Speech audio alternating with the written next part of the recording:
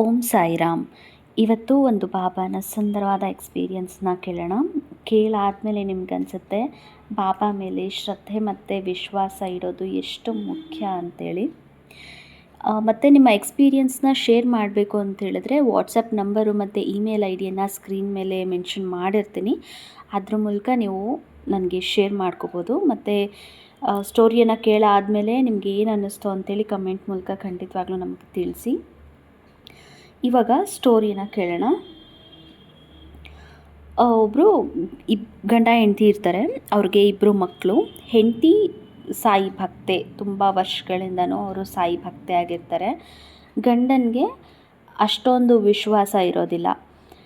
ಅದಾದಮೇಲೆ ತುಂಬ ವರ್ಷಗಳಾದಮೇಲೆ ಇವರು ಆವಾಗವಾಗ ಸಾಯಿನ ನೋಡೋದಕ್ಕೆ ಅಂತ ಹೋಗ್ತಿರ್ತಾರೆ. ಯಾರೋ ರಿಲೇಟಿವ್ ಹೋದರು ಅಂತೇಳಿ, ಇಲ್ಲ ಮನೆ ಹತ್ರ ಯಾರೋ ವ್ಯಾನ್ ಮಾಡಿಕೊಂಡು ಶಿರಡಿಗೆ ಹೋಗ್ತಾ ಇದ್ದಾರೆ ಅಂತ ಅಂದಾಗ ನಾನು ಬರ್ತೀನಿ ಅಂತ ಹೆಂಡತಿ ಆವಾಗವಾಗ ಹೋಗ್ತಾ ಇರ್ತಾರೆ. ಬಟ್ ಸ್ವಲ್ಪ ದಿನ ಆದಮೇಲೆ ಒಂದು 2 ಇಯರ್ಸ್ ಗ್ಯಾಪ್ ಆಗೋಗ್ಬಿಡುತ್ತೆ ಅವರು ಮತ್ತು ಶಿರಡಿಗೆ ಹೋಗುವಂಥದ್ದು. ಅವರು ಗಂಡನ ಜೊತೆ ಡೈಲಿ ಜಗಳ ಮಾಡ್ತಾ ಇರ್ತಾರೆ. ಶಿರಡಿ ಬರೀ ಕೆಲಸ ಅಂತಲೇ ಕೂತ್ಕೊಳ್ಳಿ, ನನ್ನ ಜೊತೆ ಶಿರಡಿಗೆ ಮಾತ್ರ ನನ್ನಾಗಲಿ ಮಕ್ಕಳನ್ನಾಗಲಿ ಶಿರಡಿಗೆ ಕರ್ಕೊಂಡು ಹೋಗಬೇಡಿ ನೀವು ಅಂತೇಳ್ಬಿಟ್ಟು ಜಗಳ ಮಾಡ್ತಾ ಇರ್ತಾರೆ. ಅದನ್ನು ಕೇಳಿದಂಥ ಮಗ, ಅಪ್ಪಂಗೆ ಯಾಕೆ ತೊಂದರೆ ಕೊಡಬೇಕು, ಅವ್ರ ಪಾಡಿಗೆ ಅವರು ಶೋರೂಮ್ನ ನೋಡ್ಕೊಳ್ಳಿ, ನಾವು 3 ಜನ ಹೋಗ್ಬಿಟ್ಟು ಬರೋಣ ಅಂತ ಹೇಳ್ಬಿಟ್ಟು ಅವರು ಮತ್ತು ಅವರ ಇಬ್ಬರು ಮಕ್ಕಳು ಶಿರಡಿಗೆ ಹೊರಡೋದಕ್ಕೆ ಪ್ಲ್ಯಾನ್ ಮಾಡ್ತಾರೆ. ಇವರು ಆಲ್ಮೋಸ್ಟು ಒಂದು ಮಿಡಲ್ ಕ್ಲಾಸ್ ಫ್ಯಾಮಿಲಿಗಿಂತ ಒಂದು ಲೆವೆಲ್ ಜಾಸ್ತಿ ಇರ್ತಾರೆ ಅಂತ ಅಂದ್ಕೊಳ್ಳಿ. ಬಿಕಾಸ್ ಇವ್ರದ್ದೇ ಓನ್ ಶೋರೂಮ್ ಇದೆ. ಚೆನ್ನಾಗಿ ಸಂಪಾದನೆ ಮಾಡ್ತಾ ಇರ್ತಾರೆ. ಊಟ ತಿಂಡಿಗೆಲ್ಲ ಏನೂ ಪ್ರಾಬ್ಲಮ್ ಇಲ್ಲ, ಹೆಲ್ದಿಯಾಗಿರ್ತಾರೆ. ಅದಾದಮೇಲೆ ಹೆಂಡತಿ ಹೇಳ್ತಾರೆ, ನಾವು 3 ಜನ ಹೀಗೆ ಶಿರಡಿಗೆ ಹೋಗಬೇಕು ಅಂತ ಅನ್ಕೊತಾ ಇದ್ದೀವಿ ಅಂತ ಅಂದಾಗ ಇವರು ಸರಿ ಹೋಗ್ಬಿಟ್ಟು ಬನ್ನಿ, ನಾನು ನಿಮಗೇನು ತೊಂದರೆ ಕೊಡೋಲ್ಲ, ಬಟ್ ನಾನು ರಜಾ ಮಾಡೋಕ್ಕಾಗಲ್ಲ ಅಂಗಡಿಗೆ ಅಂತ ಹೇಳ್ತಾರೆ. ಅದಾದಮೇಲೆ ಹೊರಗಡೆ ಇರೋರಿಗೆ, ಮೀನ್ಸ್ ಅಕ್ಕಪಕ್ಕದ ಮನೆಯವ್ರಿಗೆಲ್ಲ ಇವರು ಶಿರಡಿಗೆ ಹೋಗ್ತಾ ಇದ್ದಾರೆ ಅಂತ ಗೊತ್ತಾದಾಗ ನಾವು ಬರ್ತೀವಿ ಹೋಗೋಣ, ಎಲ್ಲ ಒಟ್ಟಿಗೆ ಹೋಗೋಣ ಅಂತೇಳ್ಬಿಟ್ಟು ಒಂದು 6-7 ಫ್ಯಾಮಿಲಿ ಒಟ್ಟಿಗೆ ಹೊರಡೋಕ್ಕೆ ಪ್ಲ್ಯಾನ್ ಮಾಡ್ತಾರೆ. ಇಷ್ಟು ಜನ ಎಲ್ಲ ಒಟ್ಟಿಗೆ ಹೋಗ್ತಿದ್ದಾರೆ ಅಂತ ಇವರ ಹಸ್ಬೆಂಡಿಗೆ ಗೊತ್ತಾದಾಗ ಅವರು, ಸರಿ ನಾನೊಬ್ಬನೇ ಇನ್ನೇನು ಮಾಡಲಿ, ಎಲ್ಲರೂ ಹೋಗ್ತಾ ಇದ್ದೀರಾ, ಚೆನ್ನಾಗಿರುತ್ತೆ, ನಾನು ಬರ್ತೀನಿ ಅಂತೇಳ್ಬಿಟ್ಟು ಜೀವನದಲ್ಲಿ ಮೊದಲ ಬಾರಿಗೆ ಶಿರಡಿಗೆ ಹೋಗಬೇಕು ಅಂತ ಪ್ಲ್ಯಾನ್ ಮಾಡಿ ಹಸ್ಬೆಂಡ್ನ ಜೊತೆ ಕರ್ಕೊಂಡು ಹೋಗಬೇಕು ಅನ್ನೋದು ಇದು ಮೊದಲನೇ ಸಲ ಆಗಿರುತ್ತೆ. ಹಸ್ಬೆಂಡ್ ಸಹ ಶಿರಡಿಗೆ ಹೋಗ್ತಾರೆ. ಶಿರಡಿಗೆ ಹೋಗಿ ಬಾಬಾ ಮುಂದೆ ನಿಂತ್ಕೊಂಡು, ನನಗೆ ನಿನ್ನನ್ನು ತುಂಬ ಚಮತ್ಕಾರಿ ಅಂತೆಲ್ಲ ಅಂತಾರೆ, ಆದರೆ ನಾನು ಇದು ಯಾವುದನ್ನು ನಂಬಲ್ಲ. ನಾನು ನಂಬಬೇಕು ಅಂತ ಹೇಳಿದ್ರೆ ನೀನು ಏನಾದರೂ ಚಮತ್ಕಾರ ಮಾಡಿ ತೋರಿಸು ನನಗೆ ಅಂಥೇಳ್ಬಿಟ್ಟು ಬಾಬಾ ಮುಂದೆ ನಿಂತು ಅವರು ಯಾವ ಥರ ಬಾಬಂಗೆ ಒಂಥರ ಕ್ವೆಶನ್ ಮಾಡೋ ಥರ, ನೀನು ಚಮತ್ಕಾರಿಯಾಗಿದ್ದರೆ ನನಗೆ ಇದನ್ನು ಮಾಡಿಕೊಡು ಅನ್ನೋ ಥರ ಇವರು ಪ್ರಶ್ನೆ ಮಾಡ್ತಾ ಇರೋ ಥರ ಕೇಳಿಸ್ತಾ ಇರುತ್ತೆ. ಬಾಬಾ ಮುಂದೆ ನಿಂತು ಅಷ್ಟೆಲ್ಲ ಮಾತಾಡಾದಮೇಲೆ, ನೀನು ಚಮತ್ಕಾರ ಏನು ಮಾಡ್ತೀಯ ನೀನು ಅಂತೇಳ್ಬಿಟ್ಟು ಇವರೇ ಒಂದು ವಿಷಯನೂ ಕೊಡ್ತಾರೆ, ನನ್ನ ಮಕ್ಕಳಿಗಿಬ್ರಿಗೂ ಗೌರ್ಮೆಂಟ್ ಜಾಬ್ ಸಿಗೋ ಹಾಗೆ ಮಾಡು, ಆಮೇಲೆ ನಾನು ನಿನ್ನ ನಂಬ್ತೀನಿ, ನೀನು ಚಮತ್ಕಾರವನ್ನು ಮಾಡ್ತೀಯಾ, ನೀನು ಚಮತ್ಕಾರಿ ಅಂತೇಳಿ ನಾನು ನಂಬ್ತೀನಿ ಅಂತೇಳ್ಬಿಟ್ಟು ಹೇಳಿ ಅಲ್ಲಿಂದ ಎಲ್ಲರೂ ಖುಷಿಯಾಗಿ ಹೊರಡ್ತಾರೆ. ಮನೆಗೆ ಹೋದ್ಮೇಲೆ ಹೆಂಡತಿ ಕೇಳ್ತಾರೆ, ನಿಜವಾಗ್ಲೂ ನೀವು ಶಿರಡಿಯಲ್ಲಿ ಬಾಬಾ ಮುಂದೆ ಭಕ್ತಿಯಿಂದ ಬೇಡ್ಕೊತಾ ಇದ್ರಾ, ಇಲ್ಲ ನಾನು ನೋಡ್ತೀನಿ ಅಂತ ಹೇಳ್ಬಿಟ್ಟು ಏನಾದರೂ ನಾಟಕ ಮಾಡ್ತಾಯಿದ್ರಾ ಅಂತ ಅಂದಾಗ ಅಲ್ಲಿ ಇವ್ರು ಏನೇನು ಕೇಳ್ಕೊಂಡಿರ್ತಾರೋ ಅದನ್ನು ಯಥಾವತ್ತಾಗಿ ಹೆಂಡತಿಗೆ ಹೇಳ್ತಾರೆ. ಹೆಂಡತಿಗೆ ಸಿಕ್ಕಾಪಟ್ಟೆ ಕೋಪ ಬರುತ್ತೆ. ಬಿಕಾಸ್ ಬಾಬಾನ ನೋಡೋಕ್ಕೆ ಅಂತ ಹೋದಾಗ ನೀನು ಮನಸ್ಸಿಂದ ಬಂದಿಲ್ಲ, ನೀನು ಏನೋ ನಿನ್ನ ಕೆಲಸನ ಸಾಧಿಸ್ಕೊಳ್ಳೋದಕ್ಕೆ ಬಂದಿದ್ಯಾ ಅಂತೇಳ್ಬಿಟ್ಟು ಇವ್ರಿಗೆ ತುಂಬ ಕೋಪ ಬರುತ್ತೆ, ತುಂಬ ಜಗಳ ಆಡ್ತಾರೆ. ಅದಾದಮೇಲೆ ಹೆಂಡತಿ ಹೋಗಿ ಬಾಬಾ ಮುಂದೆ ನಿಂತು, ನನ್ನ ಗಂಡ ಮಾಡಿದ್ದು ಈ ತಪ್ಪನ್ನೆಲ್ಲ ನೀನು ಕ್ಷಮಿಸು, ಆದರೆ ಇವರು ನಿನಗೆ ಒಂಥರ ಷರತ್ತಿಡೋ ಥರ ಮಾಡಿದ್ದಾರೆ ಅಲ್ವಾ, ಅವರು ನಿನಗೆ ಇಷ್ಟು ಟೈಮ್ ಅಂತ ಕೊಟ್ಟಿರ್ತಾರೆ, ಬಟ್ ನೀನು ಒಂದೇ ವಾರದಲ್ಲಿ ಏನು ಕೇಳಿದ್ದಾರೆ, ಇಬ್ಬರು ಮಕ್ಳಿಗೆ ಗೌರ್ಮೆಂಟ್ ಜಾಬ್ ಬೇಕು ಅಂತ ಏನು ಕೇಳಿದ್ದಾರೆ ಅದನ್ನು ಒಂದೇ ವಾರದಲ್ಲಿ ಈಡೇರಿಸಿ ಬಾಬಾ, ಇವರು ತಪ್ಪಿನ ಅರಿವಾಗಬೇಕು, ನೀವು ಚಮತ್ಕಾರ ಮಾಡಿ ತೋರಿಸಿ ಇವ್ರಿಗೆ ಅಂತೇಳ್ಬಿಟ್ಟು ಬಾಬಾ ಮುಂದೆ ಇವರು ಅರ್ಜಿಯನ್ನು ಹಾಕ್ತಾರೆ. ಅದಾದಮೇಲೆ 1 ವಾರ ಇವರು ಟೈಮ್ ಕೇಳಿದ್ದು. 4 ವರ್ಷದಿಂದ ಮಕ್ಕಳಿಬ್ರೂ ಎಕ್ಸಾಮ್ಗೋಸ್ಕರ ಪ್ರಿಪೇರ್ ಆಗ್ತಿರ್ತಾರೆ, ಗೌರ್ಮೆಂಟ್ ಜಾಬ್ ಎಕ್ಸಾಮ್ಗೋಸ್ಕರ ಪ್ರಿಪೇರ್ ಆಗ್ತಿರ್ತಾರೆ. ಬಟ್ ಯಾವಾಗಲೂ ಸಹ ಇವರಿಗೆ ಜಾಬ್ ಆಗಿರೋದಿಲ್ಲ, ಎಲ್ಲಿಂದನೂ ಕೂಡ ಕಾಲ್ ಬಂದಿರೋದಿಲ್ಲ. ಇವತ್ತು ಇವರು ಶಿರ್ಡಿಗೆ ಹೋಗಿ ಬಂದಿದ್ದಾರೆ, ಬಟ್ ಸ್ಟಿಲ್ ಅವರ ಪ್ರಿಪ್ರೇಷನ್ ಜಾರಿಯಲ್ಲಿ ಇದ್ದೇ ಇರುತ್ತೆ. ಇಬ್ಬರು ಮಕ್ಕಳು ಓದ್ತಿರ್ತಾರೆ, ಅದಕ್ಕೋಸ್ಕರ ಟ್ಯೂಷನ್ಸ್ ತೊಗೊತಾ ಇರ್ತಾರೆ. ಗೌರ್ಮೆಂಟ್ ಜಾಬ್ ಸಿಗಲೇಬೇಕು ಅಂತ ಅವ್ರು ಕಂಪ್ಲೀಟಾಗಿ ಎಫರ್ಟ್ ಹಾಕ್ತಾಯಿರ್ತಾರೆ. ಅದಾದಮೇಲೆ ಇವರು ಒಂದು ವಾರ ಟೈಮ್ ಕೊಟ್ಬಿಟ್ಟು ಮಾಡಿ ತೋರಿಸಿ, ಅವರ ಮೂಗು ಕಟ್ಟೋಗೋ ಥರ ಮಾಡಿ ಅಂತೇಳ್ಬಿಟ್ಟೆಲ್ಲ ಪ್ರಾರ್ಥನೆ ಮಾಡಿ ಹೋಗ್ತಾರೆ. ಅವ್ರು ಕೇಳಿದ ಒಂದು ವಾರ ಟೈಮು. ಆದರೆ ಬಾಬಾ ಚಮತ್ಕಾರ ಹೇಗೆ ಸ್ಟಾರ್ಟ್ ಆಗುತ್ತೆ ಅಂತ ನೋಡಿ. ಒಂದು ವಾರ ಟೈಮ್ ಕೇಳಿದರು, ಬಟ್ ಬೆಳಗ್ಗೆಗೇ ದೊಡ್ಡ ಮಗನಿಗೆ ಕಾಲ್ ಬರುತ್ತೆ, ಗೌರ್ಮೆಂಟ್ ಜಾಬ್ ಆಗಿದೆ, ನೀವು ಸೆಲೆಕ್ಟ್ ಆಗಿದ್ದೀರಾ ಅಂತೇಳ್ಬಿಟ್ಟು ಕಾಲ್ ಬರುತ್ತೆ. ಅಪ್ಪಂಗೆ ತುಂಬ ಖುಷಿ, ನಂಬಕ್ಕೆ ಆಗ್ತಿರಲ್ಲ, ಇಷ್ಟು ದಿನ ಎಫರ್ಟ್ ಹಾಕಿದ್ಕೂ ಸಾರ್ಥಕ ಆಯಿತು, ನೀನು ಬಾಬಾ ಚಮತ್ಕಾರ ಮಾಡಿಬಿಟ್ರು ಅಂತೇಳ್ಬಿಟ್ಟು ಎಲ್ಲ ಕಡೆ ಹೇಳ್ಕೊಂಡು ಓಡಾಡ್ತಾ ಇರ್ತಾರೆ. ಅದಾದಮೇಲೆ ಬಾಬಾ ಚಮತ್ಕಾರ ಮಾಡಿದ್ರು, ಆದರೆ ಏನು ಚಮತ್ಕಾರ ಆದ್ರೂ ಅರ್ಧಂಬರ್ಧ ಆಗಿದೆ, ಇನ್ನೂ ನನ್ನ ಮಗನಿಗೆ, ಇನ್ನೂ ಚಿಕ್ಕ ಮಗನಿಗೆ ಕೆಲಸ ಸಿಕ್ಕಿಲ್ಲ ಅಂತ ಹೇಳ್ಬಿಟ್ಟು ಶೋರೂಮ್ಗೆ ಹೊರಟೋಗ್ತಾರೆ. ಅದಾದಮೇಲೆ ಇವರು ವೆಯ್ಟ್ ಮಾಡ್ತಾರೆ. 1 ವೀಕ್ ಆಗುತ್ತೆ.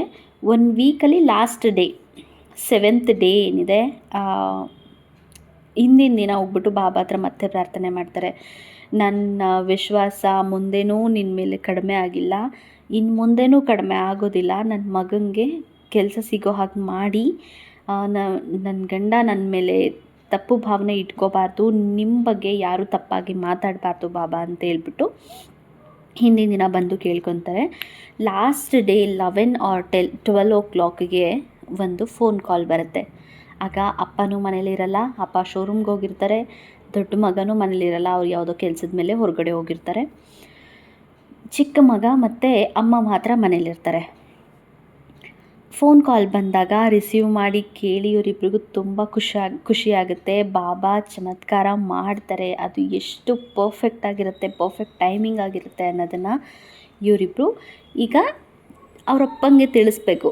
ಇವರಿಬ್ಬರು ಮನೆಯಲ್ಲಿ ಎಲ್ಲ ಎಂಜಾಯ್ ಮಾಡಿಬಿಟ್ಟು ಗಾಡಿ ಎತ್ಕೊಂಡು ಹೊರಡ್ತಾರೆ. ಶೋರೂಮ್ಗೆ ಹೋಗೋಣ ನಡಿ, ನಾವೇ ನಿಮ್ಮ ಅಪ್ಪಂಗೆ ಹೇಳೋಣ ಅಂತೇಳ್ಬಿಟ್ಟು ಹೋದಾಗ ಮೊದಲನೇ ಮಗನಿಗೂ ಕೂಡ ಫೋನ್ ಮಾಡಿ ಹೇಳ್ತಾರೆ, ಅವರು ಬೇಗ ಮನೆಗೆ ಬರಲಿ ಅಂತ ಹೇಳ್ಬಿಟ್ಟು.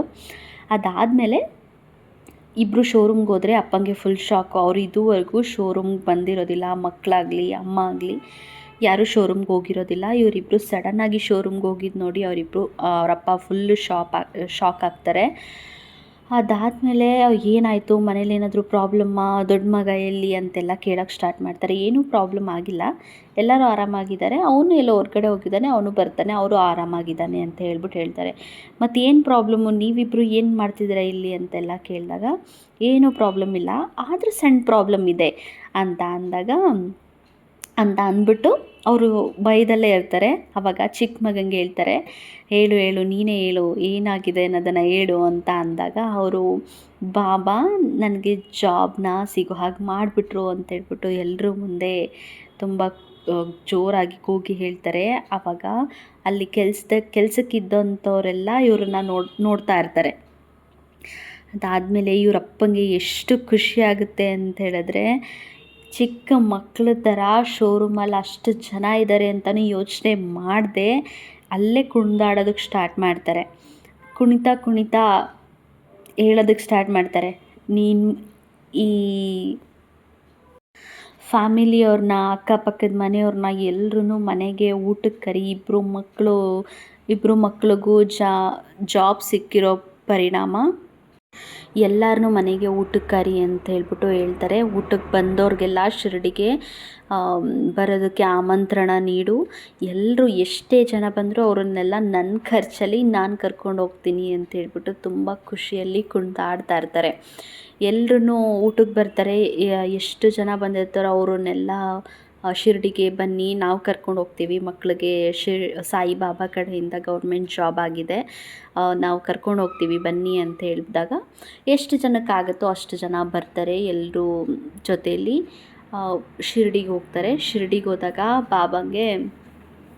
ಬಾಬಾ ಮುಂದೆ ನಿಂತು ಕಣ್ಣಲ್ಲಿ ನೀರು ಹಾಕ್ತಾ ಇರ್ತಾರೆ.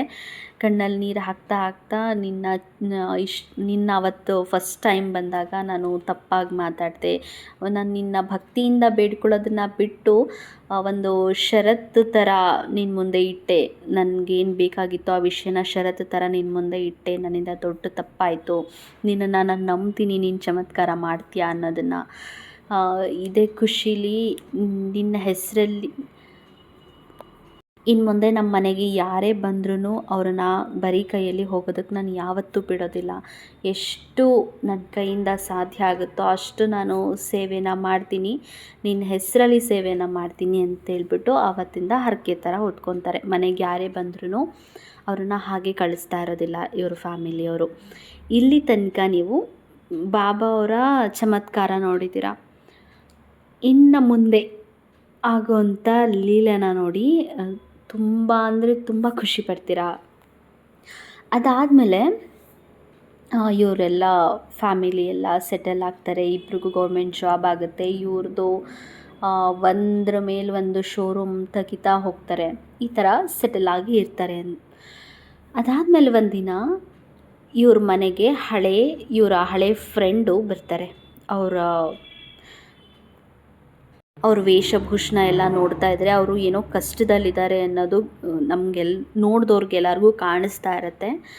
ಅವರು ಏನು ಬಂದಿದ್ದು ಬಾ ಒಳಗೆ ಅಂತೇಳ್ಬಿಟ್ಟು ಅವರು ತುಂಬ ಖುಷಿಯಿಂದ ಸ್ವಾಗತ ಮಾಡ್ತಾರೆ.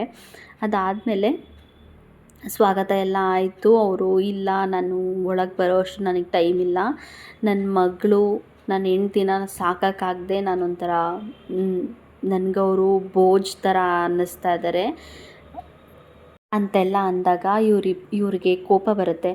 ಕೋಪ ಬಂದಾಗ ಇವರು ಹೆಣ್ಮಕ್ಳನ್ನ ನನಗೆ ಒಂಥರ ಹೆಣ್ಮಕ್ಳ ಜವಾಬ್ದಾರಿ ಅಂತ ಅಂದರೆ ಅದು ಅಂತಿಂಥದ್ದಲ್ಲ. ಅಂಥದ್ರಲ್ಲೂ ಇಬ್ಬಿಬ್ಬರು ಹೆಣ್ಮಕ್ಳು ಇದ್ದಾರೆ ಅಂತ ಹೇಳಿದ್ರೆ ಇವರು ಅದನ್ನು ನನ್ನ ತಲೆ ಮೇಲೇನೋ ಇದೆ ಅನ್ನೋ ಥರನೇ ಎಲ್ಲ ಕಡೆ ಹೇಳ್ಕೊಂಡು ಓಡಾಡ್ತಾ ಇರ್ತಾರೆ. ಹಾಗೆ ಅವ್ರ ಮಕ್ಕಳಿಗೆ ಮದುವೆ ಮಾಡಬೇಕು ಅಂತ ಅಂದ್ಕೊಂಡಿರ್ತಾರೆ. ಬಟ್ ಇವ್ರ ಹತ್ರ ₹1 ದುಡ್ಡಿರೋದಿಲ್ಲ. ಹಾಗಾಗಿ ಇವರು ಫ್ರೆಂಡ್ ಮನೆಗೆ ಬಂದುಬಿಟ್ಟು ಅಲ್ಲಿ ಕೇಳಬೇಕು ಅಂತೇಳಿ ಡಿಸೈಡ್ ಮಾಡಿರ್ತಾರೆ. ಅವರು ಒಂದು 50 ಜನ ಫ್ರೆಂಡ್ಸ್ ಹೆಸ್ರನ್ನ ಬರ್ಕೊಂಡು ಬಂದಿರ್ತಾರೆ. ಅವರೆಲ್ಲರೂ ಇವಾಗ ಅವ್ರದ್ದೇ ಸ್ವಂತ ಬಿಸ್ನೆಸ್ಸು ಅಥವಾ ಜಾಬೋ ಏನೋ ಮಾಡಿಕೊಂಡು ಅವ್ರ ಲೈಫ್ನ ಅವರು ಹೆಲ್ದಿಯಾಗಿ ಲೀಡ್ ಮಾಡ್ತಿರ್ತಾರೆ ಅಂತ ಅರ್ಥ. ಅವರು ಎಲ್ಲರ ಹೆಸ್ರನ್ನ ಬರ್ಕೊಂಡು ಬಂದುಬಿಟ್ಟು ನಾನು ಇಂಥವ್ರ ಮನೆಗೆಲ್ಲ ಹೋಗಿ ಕೇಳೋಕ್ಕೆ ಅಂತೇಳಿ ಡಿಸೈಡ್ ಮಾಡಿದ್ದೀನಿ.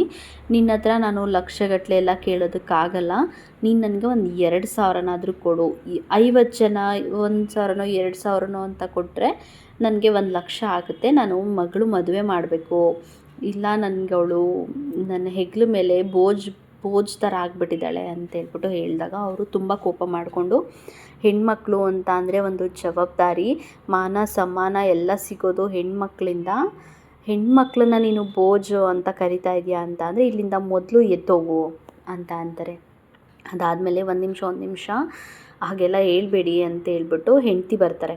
ಹೆಂಡತಿ ಬಂದ್ಬಿಟ್ಟು ಈ ಫ್ರೆಂಡನ್ನು ಕೇಳ್ತಾರೆ, ಹಸ್ಬೆಂಡ್ ಅವರ ಫ್ರೆಂಡನ್ನು ಕೇಳ್ತಾರೆ, ನೀವು ಯಾಕೆ ಹಾಗಂತ ಇದ್ದೀರಾ, ಏನಾದರೂ ಪ್ರಾಬ್ಲಮ್ಮಾ, ಏನಾದರೂ ಇದ್ದರೆ ಹೇಳಿ ಅಂತ ಹೇಳ್ಬಿಟ್ಟು ಕೇಳ್ತಾರೆ. ಅದಕ್ಕೆ ಅವರು ಅವ್ರದ್ದು ಏನೇನು ಸಿಚುವೇಶನ್ ಇತ್ತು ಎಲ್ಲನೂ ಹೇಳ್ತಾರೆ. ಹೇಳಾದ್ಮೇಲೆ ಇವರು ಬಾಬಾ ಹತ್ರ ಹೋಗ್ಬಿಟ್ಟು, ಬಾಬಾ ಇವಾಗ ನೀವು ನಮಗೇನು ಕೊಟ್ಟಿದ್ದೀರಾ ನಾವು ಅದರಲ್ಲಿ ಸಂತೃಪ್ತಿಯಿಂದ ಇದ್ದೀವಿ. ಈಗ ನೀವು ಕೈ ಹಿಡಿಬೇಕಾಗಿರೋದು ಇವರು ಹೆಣ್ಮಕ್ಳದು. ನೀವು ಇವ್ರ ಕೈ ಬಿಟ್ಟರೆ ಇವಾಗ ಇವರ ಪರಿಸ್ಥಿತಿ ತುಂಬಾ ಕೆಟ್ಟದಾಗಿದೆ, ದಯವಿಟ್ಟು ಅವ್ರನ್ನ ನೋಡ್ಕೊಳ್ಳಿ, ನೀವೇ ಕಾಪಾಡಬೇಕು ಅಂತ ಹೇಳ್ಬಿಟ್ಟು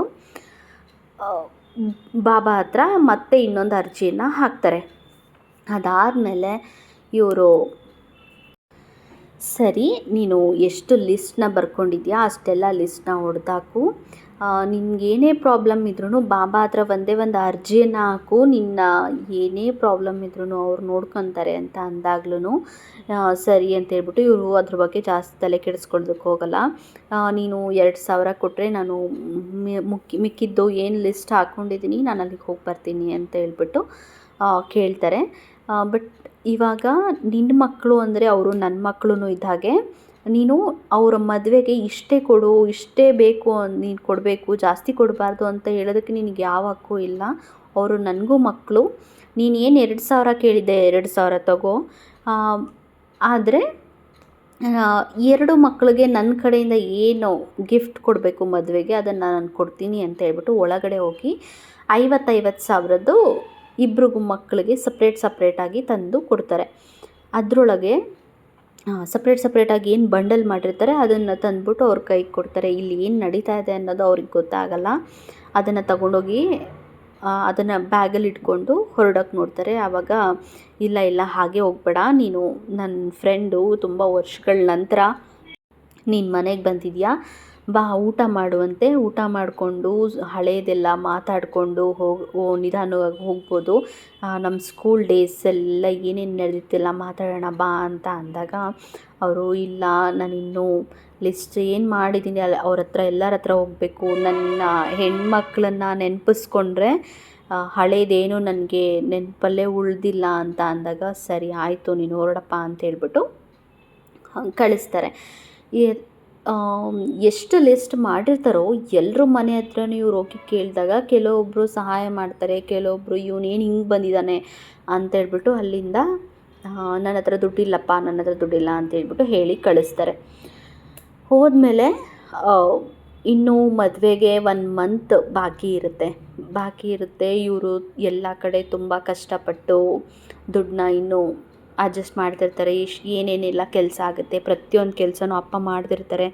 ಅದನ್ನ ನೋಡಿ ಹೆಣ್ಮಕ್ಳಿಗೆ ತುಂಬ ಬೇಜಾರಾಗ್ತಿರುತ್ತೆ. ಇಬ್ಬರು ಚೆನ್ನಾಗಿ ಓದಿರ್ತಾರೆ, ಒಳ್ಳೆ ಕಡೆ ಸೇರಲಿ ಅನ್ನೋದು ಅಪ್ಪನ ಆಸೆ ಆಗಿರುತ್ತೆ. ಇನ್ನೇನು ಮದುವೆಗೆ ಒಂದು 15 ಡೇಸ್ ಬಾಕಿ ಇದೆ ಅಂತ ಅನ್ನುವಾಗ ಇಬ್ಬರು ಫ್ರೆಂಡ್ಸು ಮನೆಗೆ ಬರ್ತಾರೆ. ಹೆಣ್ಮಕ್ಳಿದ್ದಾರಲ್ಲ ಆ ಮನೆಗೆ ಬರ್ತಾರೆ. ಯಾರ್ಯಾರು ಇವರು ಲಿಸ್ಟ್ ತಗೊಂಡು ಕೇಳಕ್ಕೆ ಹೋಗಿದ್ರು ಅವರಲ್ಲಿ ತುಂಬ ಜನ ಕೊಟ್ಟಿರೋದಿಲ್ಲ. ಅಂಥವರಲ್ಲಿ ಇಬ್ಬರು ಮನೆಗೆ ಬಂದುಬಿಟ್ಟು ನೀನು ಅವತ್ತು ಬಂದು ಕೇಳಿದಾಗ ನನ್ನ ಹತ್ರ ದುಡ್ಡಿರಲಿಲ್ಲ, ಯಾವುದೋ ದುಡ್ಡು ಬರೋದಿತ್ತು ಅದಿನ್ನೂ ಬಂದಿರಲಿಲ್ಲ, ನಾನು ನಿನ್ನ ಅರ್ಥ ಮಾಡ್ಕೊಳ್ಳಿಲ್ಲ ಅಂತೇಳ್ಬಿಟ್ಟು ಇದ್ದಕ್ಕಿದ್ದಾಗೆ ಬಂದುಬಿಟ್ಟು ಅವರು 11,000 ಇಬ್ಬರು ಕೊಟ್ಬಿಟ್ಟು ಹೋಗ್ತಾರೆ. 2,000 ಕೊಡೋದಕ್ಕೆ ಯೋಚನೆ ಮಾಡ್ತಿದ್ದಂಥವ್ರು 11,000 ಬಂದು ಕೊಡ್ತಿದ್ದಾರೆ ಅಂತ ಅಂದರೆ ನೀವೇ ಅರ್ಥ ಮಾಡ್ಕೊಳ್ಳಿ ಬಾಬಾ ಚಮತ್ಕಾರ ಎಷ್ಟು ಸ್ಟ್ರಾಂಗ್ ಆಗಿರುತ್ತೆ, ಬಾಬಾ ಚಮತ್ಕಾರ ಎಷ್ಟು ಸ್ಟ್ರಾಂಗ್ ಇರುತ್ತೆ ಅನ್ನೋದು ಇದರಲ್ಲೇ ಅರ್ಥ ಆಗುತ್ತೆ. ಅದಾದಮೇಲೆ ಪ್ರತಿಯೊಬ್ಬರು ಯಾರ್ಯಾರು ರಿಜೆಕ್ಟ್ ಮಾಡಿರ್ತಾರೋ ಅವರೆಲ್ಲ ಅಮೌಂಟ್ ಕೊಡೋದಕ್ಕೆ ಸ್ಟಾರ್ಟ್ ಮಾಡಿ ಅವ್ರ ಹತ್ರ ಮದುವೆಗೂ ಮುಂಚೆನೇ ಒಂದಷ್ಟು ಲಕ್ಷ, 2 ಮಕ್ಕಳಿಗೂ ಮದುವೆ ಮಾಡ್ಬೋದು ಅನ್ನೋ ಅಷ್ಟು ಲಕ್ಷ ಅವರಲ್ಲಿ ಸ್ಟೋರ್ ಆಗಿರುತ್ತೆ. ಅಷ್ಟು ಹೆಲ್ಪ್ ಸಿಗ್ತಾ ಇರುತ್ತೆ. ಅದನ್ನು ನೋಡಿ ಅವರ ಧರ್ಮಪತ್ನಿ ಏನು ಹೇಳ್ತಾರೆ, ಯಾರು ಮೊದಲು ನಿಮಗೆ ಅಮೌಂಟನ್ನ ಕೊಟ್ಟರೋ ಅವರು ತುಂಬ ಒಳ್ಳೆ ಮನಸ್ಸಿಂದ ಕೊಟ್ಟಿದ್ದಾರೆ, ಅವರಿಗೆ ಹೋಗ್ಬಿಟ್ಟು ಧನ್ಯವಾದ ಹೇಳ್ಬಿಟ್ಟು ಬನ್ನಿ ಅಂತ ಹೇಳ್ಬಿಟ್ಟು ಕಳಿಸ್ತಾರೆ.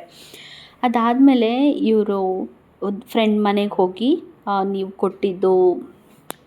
ನೀವು ಏನು ಮನಸ್ಪೂರ್ವಕವಾಗಿ ಕೊಟ್ಟಿದ್ರಿ ಅದು ಇವಾಗ ನಿಂತ್ಕೊಳ್ಳೋ ಮಾತೇ ಇಲ್ಲ, ನಮ್ಮ ಹತ್ರ ಹರಿದು ಬರ್ತಾ ಇದೆ ಅಮೌಂಟು ಅಂತೇಳ್ಬಿಟ್ಟು ಅವ್ರಿಗೆ ಧನ್ಯವಾದ ಹೇಳೋದಕ್ಕೆ ಅಂತ ಹೋದಾಗ ಅವರ ಫ್ರೆಂಡ್ ಹೆಂಡತಿ ಹೇಳ್ತಾರೆ, ನಾವು ಕೊಟ್ಟಂಥ ಅಮೌಂಟ್ದು ಬಂಡಲ್ ಏನಿದೆ ಅದನ್ನು ನೀವು ಓಪನ್ ಮಾಡಿ ನೋಡಿಲ್ಲ ಅಂತ ಅನಿಸುತ್ತೆ.